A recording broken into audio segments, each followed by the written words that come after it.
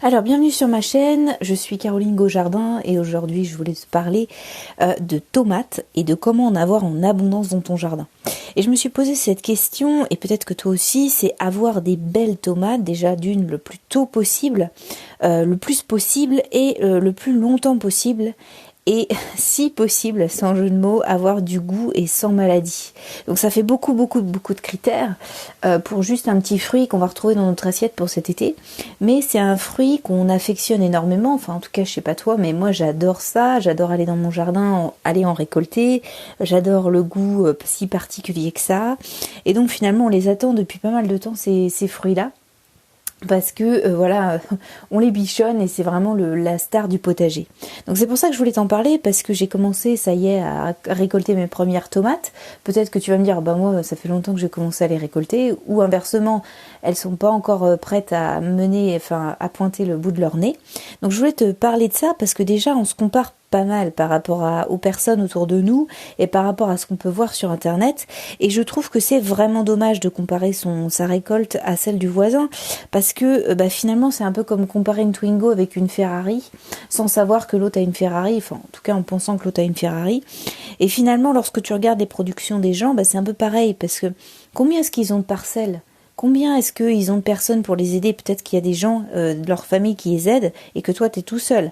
Peut-être que la météo est pas la même. Peut-être que la région n'est pas la même. Si tu es dans le nord ou si tu es dans le sud, déjà, tu pars pas avec les mêmes prédispositions au niveau de la météo. Donc, ne te compare pas, ne compare pas ta production. En plus, combien de mètres carrés ont ces gens-là? Moi j'ai 25 mètres carrés, tu comprends bien que je peux pas te sortir 50 kilos de pommes de terre, que je peux pas te sortir, je sais pas moi, 50 kilos de tomates. C'est pas possible. Je veux dire, je pars avec un petit potager, donc forcément j'aurai une petite production. Mais après, je suis pas forcément ridicule avec ma Twingo. Donc pour reprendre un peu la Twingo, écoute, la comparaison de la Twingo, c'est sûr que sur un circuit avec la Ferrari, moi je vais pas faire long feu. Par contre, dans des petites rues étroites, là je suis pas ridicule, parce que je vais avoir une maniabilité, je vais avoir, tu vois, une adaptabilité que n'aura pas forcément la Ferrari. Pour reprendre un petit peu la comparaison, au final, c'est pas parce que tu pars avec une Twingo ou que tu pars avec une petite parcelle que tu es forcément ridicule. Au contraire, prends des forces, regarde un peu tes forces, regarde ton adaptabilité. Et c'est pour ça qu'on va regarder un petit peu comment améliorer avec un petit potager la production de tes tomates. Et c'est beaucoup plus simple de le faire sur une petite parcelle que sur une grande. Donc je vais t'expliquer un petit peu comment faire tout ça.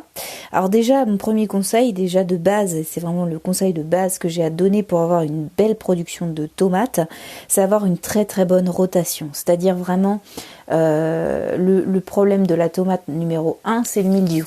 C'est cette maladie qui est un champignon et qui finalement va pourrir et va gangréner tes tomates très rapidement.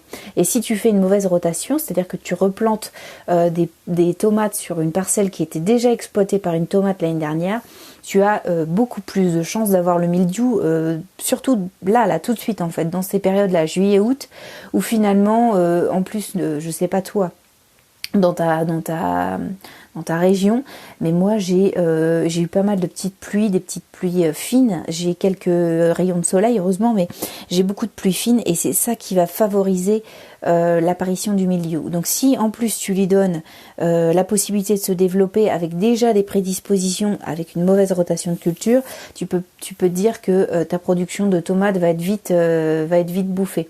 Qui plus est, si tu colles tes pieds de tomates, ça c'est mon deuxième conseil, ne colle pas tes pieds de tomates parce que le mildiou va se répandre beaucoup plus facilement dans tes pieds, et donc finalement tu vas pas avoir une bonne production parce que ils vont être bouffés par les maladies. Donc ça c'est déjà ces deux conseils qui sont simples à suivre et qui peuvent t'éviter le mildiou vachement plus facilement. Ensuite, par rapport, on parlait du goût, on parlait des variétés, on parlait du goût si particulier des tomates.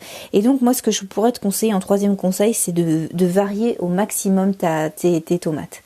Si tu affectionnes une variété en particulier, c'est très bien. Je veux dire, on a tous notre petit coup de cœur au niveau des légumes, mais vraiment, si tu as la possibilité de le faire, pour te situer un peu le truc, moi j'ai 25 mètres carrés et j'ai dû planter une bonne vingtaine de pieds parce que j'ai optimisé en fait au pied de mes tomates, j'ai optimisé et j'ai mis d'autres variétés de légumes, ce qui fait que je peux me permettre de mettre autant de pieds de tomates. Donc si tu veux, ça fait à peu près un pied de tomate à peine au mètre carré, mais j'ai pu optimiser. Donc autant te dire que sur 20 pieds, j'ai dû mettre au moins une bonne douzaine de variétés différentes de tomates. Donc il y en a plein, il y a plein de choses. Et qu'est-ce que ça va te permettre? Bah écoute, ça va te permettre plein de choses. D'une, ça va te permettre de varier les goûts, parce que finalement, tu vas prendre une cœur de bœuf, et ça va plus être une tomate qui va être cuite, avec une chair, ça dépend des goûts, hein, c'est une possibilité, avec une chair qui est beaucoup plus grande. Et inversement, tu as les petites tomates cerises qui vont plus être là pour picorer dans le jardin ou pour manger à l'apéro. Donc si tu veux, les variétés sont différentes. Là, moi j'ai planté aussi des gold. Les gold, c'est pas mal en salade, tu vois, ça change un petit peu de la tomate rouge, ça devient une tomate jaune, c'est sympa en salade, c'est sympa à montrer aux amis ou même à l'apéro, tu vois. Donc il y a plein de variétés, et plus tu vas varier justement ces catégories de tomates, et bien plus tu vas avoir de goût dans ton assiette, de variété gustative, et également de variété en termes comment je pourrais dire, c'est-à-dire que plus tu vas varier ta catégorie de tomates, plus tu vas avoir de variétés précoces, des normales et des tardives. C'est-à-dire, je m'explique. Les précoces, c'est souvent des tomates cerises, c'est-à-dire que tu auras déjà des tomates peut-être fin juin si tu t'en sors bien, ou début juillet en fonction de la météo ou en fonction de ta région. Et ça c'est intéressant parce que même si t'as pas des grosses tomates, tu auras toujours des petites tomates cocktail, des petites tomates à proposer à tes amis quand ils viendront prendre l'apéro chez toi, donc ça c'est super. Et en plus tu pourras également avoir donc des tomates normales quand tu seras en période où les tomates seront bonnes à récolter. Et ensuite en dernière vague, tu auras tes tomates tardives, donc ça c'est tout ce qui est cœur de bœuf. Il y a d'autres variétés, noire de Crimée aussi, elle est un peu plus tardive. En tous les cas, voilà, ça te permet d'avoir un éventail de cultures de tomates beaucoup plus important. Parce que tu penses bien que si par exemple tu as juste mis des cœurs de bœuf, ta production sera beaucoup plus tardive et tu auras des tomates peut-être que au mois d'août par exemple. Alors que si tu as des tomates cerises, des tomates de noire de Crimée, des gold, des languedociennes, enfin bon, il y a une variété énorme de tomates, des roses de Berne, qu'est-ce que j'ai moi, enfin j'en ai plein, il y a énormément de choses différentes en termes de variété de tomates, et c'est ce qui est très très intéressant. Pour te dire, j'ai donc de la noire de Crimée, j'ai de la green aussi, j'ai de la tomate cerise, donc lambda, qu'est-ce que j'ai d'autre? J'ai de la tomate géante, donc la cœur de bœuf, de la rouge, enfin de la languedocienne, enfin il y a énormément de choses à regarder. Renseigne-toi, vois un petit peu ce que tu peux faire, et voilà. Donc ça c'est ce que j'avais à te dire aujourd'hui, c'est qu'en gros plus tu vas avoir ton éventail de variétés de tomates, plus non seulement tu auras de qualité gustative, mais en plus tu pourras avoir des tomates beaucoup plus longtemps sur la durée. Donc ça c'est super intéressant. Ensuite, ne pas planter au même moment. Moi j'essaye d'échelonner la plantation justement pour justement élargir encore plus cet éventail là. C'est-à-dire que généralement on plante au sein de glace. Si déjà toi tu as une serre, moi j'ai une toute petite serre où je plante déjà un peu plus en avance, donc ça me permet de gagner un peu de temps et d'avoir un éventail. Mais si tu n'as pas de serre, tu peux planter juste un petit peu avant les seins de glace. Si vraiment tu vois que dans ta région il n'y a pas eu de pépins ces dernières années, c'est à toi de voir en fait. Si tu veux, c'est pour ça que je te dis qu'il faut pas se comparer aux autres. C'est parce que ta météo est propre à ta région, elle est propre à la façon dont tu es situé, même dans une ville. Moi je sais que ma ville est située en cuvette, je suis en haut, comme une vallée en fait si tu veux, et que je suis en haut, donc forcément je suis beaucoup plus sujet au vent, aux intempéries et autres que quelqu'un qui est beaucoup plus bas dans cette cuvette là. Donc forcément même dans la même ville on peut avoir des nuées d'eau, de la grêle parfois même. Si en fonction tu es situé au-dessus ou en dessous d'un cours d'eau, d'un fleuve, tu auras pas la même météo, alors que tu es à peine à 50 km de peut-être ton voisin. Donc vraiment ne te compare pas, des fois on peut être vraiment très surpris.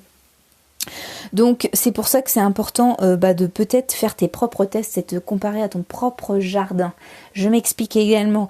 Moi je tiens un petit carnet de notes et j'utilise aussi une application qui s'appelle Bear, B-E-A-R, qui est une application en fait qui me permet de prendre des notes sur mon jardin et qui me permet de voir à quel moment et le comparer d'année en année et voir tiens telle année j'ai récupéré mes tomates à tel moment. Oui mais j'ai eu telle météo. Donc ça me permet de comprendre et de comparer mon potager à ce qu'il était les années précédentes. Et donc finalement le comparer, je sais qu'en 2018, et ça a peut-être été ton cas si tu faisais déjà du potager, j'ai eu une très très belle année à tomates, c'était une année à tomates, j'ai eu une énorme production. Et donc finalement, je me dis voilà, j'ai ce point de comparaison, je sais que cette année-là, j'ai pu récupérer des tomates bien plus tôt. Et donc voilà, j'essaye de tendre vers cette fameuse année où finalement il a fait très très chaud, mais j'ai eu une très très belle production de tomates. Donc compare bien à ce que toi tu as pu faire. Si c'est ta première année de potager, écoute, commence à prendre des notes, regarde un petit peu quelles sont tes premières récoltes, où est-ce que tu as positionné tes plants, combien d'arrosage tu as pu faire. Il y a plein de choses à noter, peut-être la météo, tiens, t'as été surpris, les seins de glace, tiens, t'as eu de la grêle, tiens, t'as eu des grosses pluies, tiens, t'as eu du vent, ça a cassé tes pieds. Note-le, ça peut être très intéressant pour les années suivantes parce que tu sauras que, tiens, attention, tel moment, les seins de glace étaient là, il faut pas que je déroge à cette règle et je planterai après ces fameuses seins de glace pour être sûr que mes pieds ne se cassent pas. Et c'est toi-même en fait qui va pouvoir t'auto-discipliner, qui va pouvoir t'auto-comparer avec ce que tu as fait les années précédentes. Donc voilà ce que j'avais à te dire pour les tomates, en tout cas pour aujourd'hui. J'ai plein de choses à dire. De toute façon, tu sais bien, je suis une passionnée de jardin. Si ça t'intéresse d'aller plus loin, écoute, tu t'abonnes à ma mailing list. Je t'envoie un mail tous les jours sur comment avancer dans ton jardin, comment éviter les pièges, les erreurs que moi j'ai faites. Ça fait à peu près 7 ans que je fais mon jardin. Ça fait depuis 2 ans que je fais plus lié à la permaculture en tout cas et éviter de mettre des produits. De toute façon ça fait 7 ans que je mets pas de produits du tout dans mon potager, c'était pas du tout le but de faire un potager. En tout cas si c'est tes valeurs, si t'as vraiment envie d'aller plus loin, d'avoir plus de conseils et que t'as compris que pour avoir un super potager il fallait comprendre un peu la nature, il fallait ne pas s'arrêter à ce qu'on dit autour de soi mais aller un peu plus loin, commencer à regarder, lire des choses et se renseigner. Et écoute, c'est fait pour toi. En tout cas, tu peux suivre mes conseils. Moi, je lis énormément de choses sur le jardin et je te fais partager mes retours d'expérience, mes conseils, je te dis mes erreurs parce que finalement, j'en fais également. Donc, je te fais partager tout ça dans cette chaîne. Si ça t'intéresse, tu cliques sur le lien en dessous de ce podcast ou sur mon profil GoJardin, donc c'est Caroline GoJardin. Tu peux également me suivre sur Instagram ou Facebook. J'ai un compte pour chacun des réseaux. Et voilà, je te montre un peu ma production, même si elle est bonne, même si elle est mauvaise, c'est pas grave, je te partage tout ça. Et puis moi je te dis à demain pour de nouvelles aventures au jardin via ce podcast. Allez, jardine bien, profite bien de ce week-end. Salut!